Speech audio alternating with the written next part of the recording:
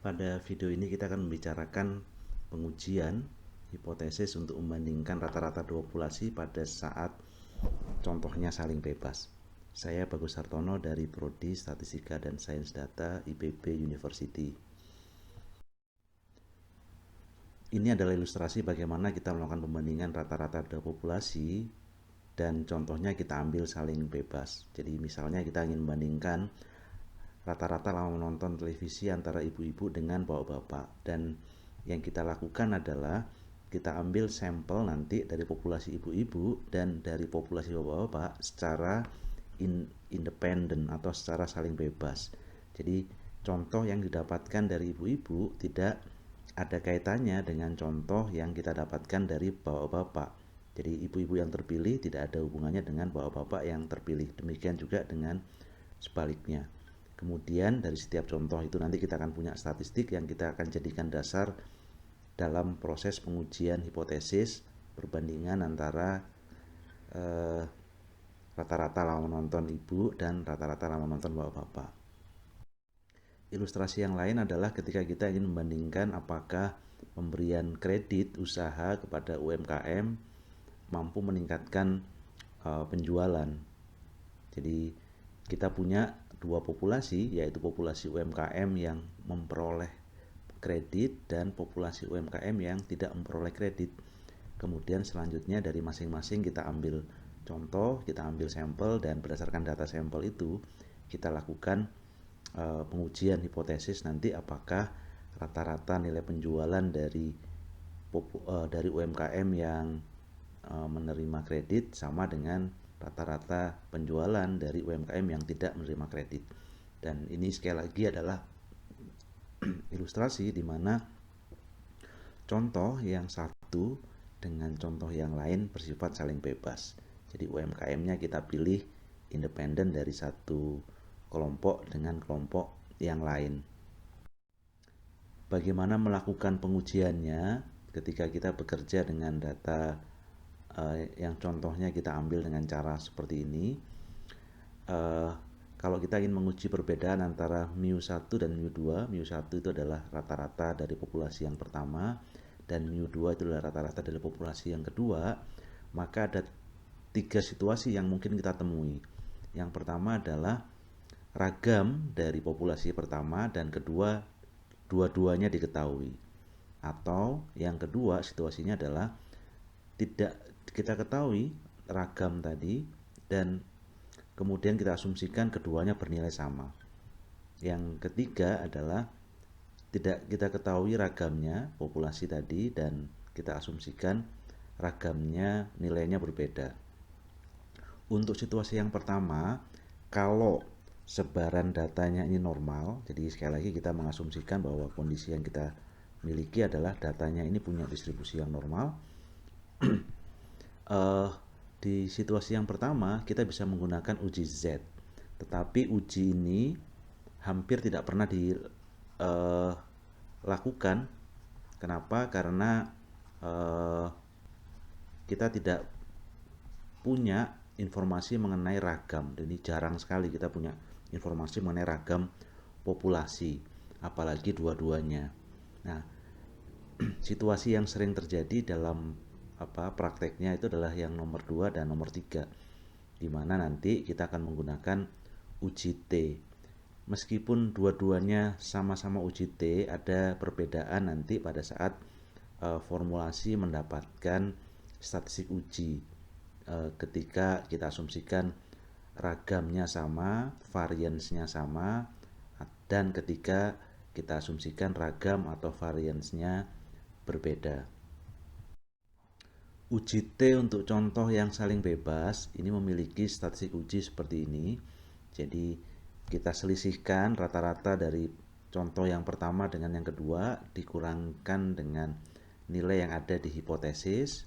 Jadi perbedaan yang di hipotesisnya itu berapa, kita selisihkan, kita bagi dengan galat baku. Nah, formulasi galat baku ini yang berbeda pada saat kita mengasumsikan ragamnya sama dan ragamnya berbeda. Pada saat ragamnya sama, galat baku ini kita hitung dengan formulasi seperti ini, di mana SG ini adalah kita sebut sebagai simpangan baku gabungan. Simpangan baku gabungan yang dalam bahasa Inggris ini disebut sebagai pooled standard deviation. Jadi kita gabungkan dulu, kemudian nanti simpangan bakunya kita atau gelat bakunya kita hitung dengan formulasi yang di kiri ini. Sementara kalau ragamnya berbeda, maka masing-masing ragam contoh S1 kuadrat dan S2 kuadrat kita gunakan langsung dalam formulasi galat baku tanpa kita gabungkan seperti yang ada di sebelah kiri. Yang juga membedakan adalah nanti pada distribusi dari nilai T hitung untuk yang ragamnya sama itu memiliki derajat bebas sebesar N1 ditambah N2 dikurangi 2, di mana N1 dan N2 itu masing-masing adalah ukuran contoh. Ini dari contoh yang pertama, ini contoh yang kedua.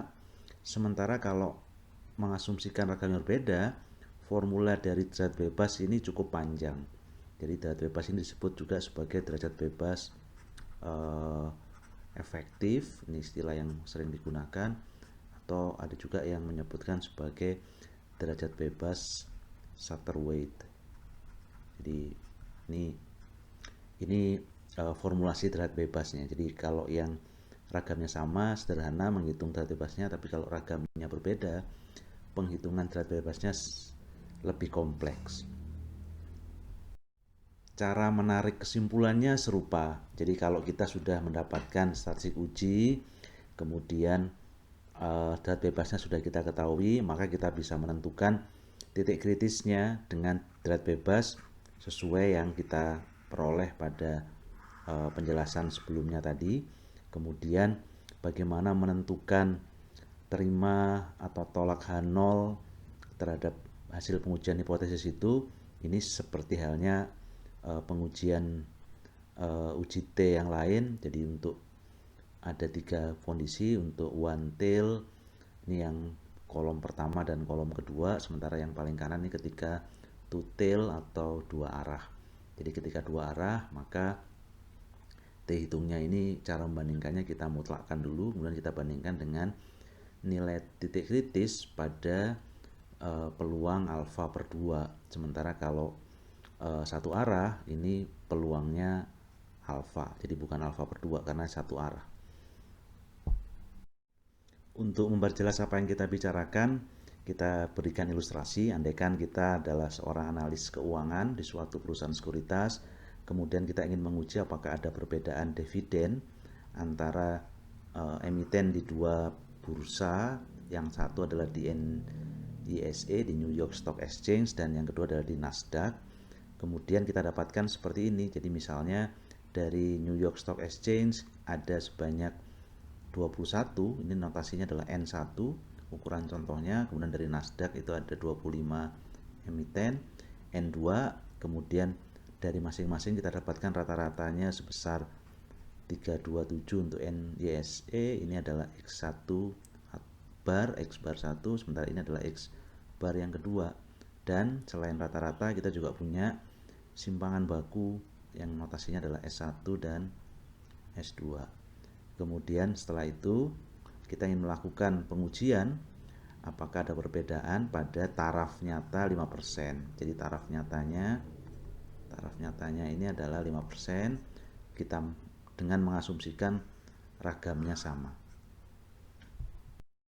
Karena mengasumsikan ragamnya sama, maka yang bisa kita lakukan adalah menggunakan statistik uji T tadi dengan galat bakunya kita hitung setelah terlebih dulu menghitung ragam gabungan. Jadi ini ragam gabungan karena tidak diakarkan. Jadi kalau dalam bahasa Inggris jadi pooled variance. Kita gabung dulu, kita dapatkan ragam gabungan. Setelah itu kita masukkan dalam formula statistik uji dengan galat bakunya menggunakan nilai dari ragam gabungan ini, kita dapatkan sebesar 2,04. Nilai statistik uji itu kemudian akan kita bandingkan dengan titik kritis. Jadi hipotesis kita tadi karena hanya mengatakan berbeda atau tidak, maka sama dengan mengatakan apakah mu1 dikurangi mu2 itu sama dengan 0 atau tidak 0. Dengan taraf nyata 5%, derajat bebasnya sendiri tinggal N1 ditambah N2 dikurangi 2, kita dapatkan 44, maka kita akan bisa memperoleh titik kritisnya itu sebesar 2,015. Sementara statistik uji kita itu sebesar 2,040, yang kalau kita lihat pada ilustrasi ini posisinya ada di sebelah kanan dan jatuh di wilayah penolakan, karena titik T hitung kita itu lebih besar, jadi meskipun sedikit tapi lebih besar dibandingkan titik kritis yang 201, sehingga kita putuskan bahwa kita menolak H0, atau dengan demikian menyimpulkan bahwa data itu mendukung adanya perbedaan rata-rata dividen antara emiten di NYSE dengan emiten-emiten di Nasdaq. Demikian pemaparan mengenai uji T untuk menguji hipotesis perbedaan antara rata-rata dua populasi yang didasarkan pada contoh yang saling bebas, dan tentu saja mengasumsikan data kita memiliki sebaran normal. Bermanfaat.